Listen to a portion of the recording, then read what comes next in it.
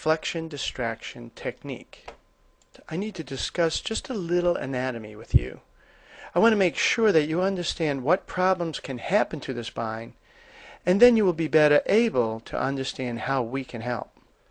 The spine is a column of 33 bones called vertebrae that are separated by spinal discs. The spine houses and protects that very delicate spinal cord, and the discs separate the bones of the spine while acting as shock absorbers. This is an image of the bones of the lower back, and this depicts a healthy disc.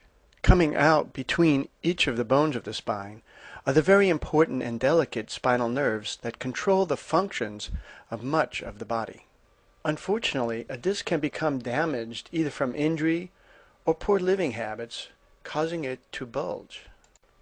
When there is a bulging or herniation of the disc, you can see how it would put pressure on that spinal nerve.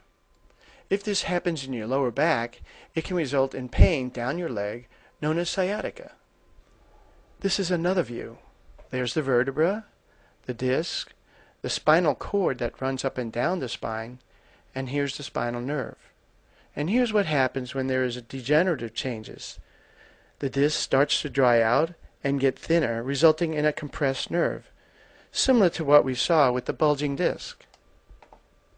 And because I want to be sure that you get this and understand this, here's another image showing what happens when the spine undergoes degenerative changes.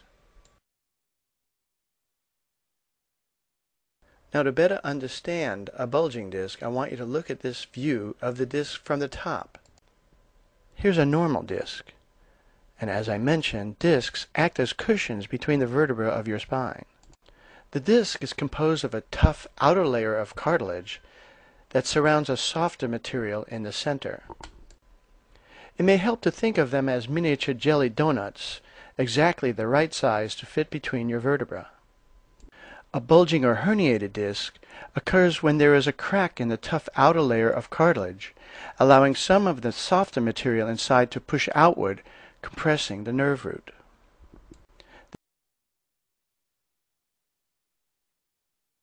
Bones of the spine to create a vacuum within the disc. The negative pressure of the vacuum pulls the fluids from the surrounding tissues into the disc. Let's look at the results of spinal decompression from the side. Here you can see how the bulging disc is partially blocking the hole or tunnel that is meant for the spinal nerve to come through. And a thinning disc also reduces the size of the spinal nerve's tunnel, leading to low back pain and sciatica. After a series of spinal decompression treatments using the flexion distraction table, we will often find improved disc heights with reduction in any bulging, leading to more space for the spinal nerves to pass through. And the outcome is a marked improvement of the patient's symptoms.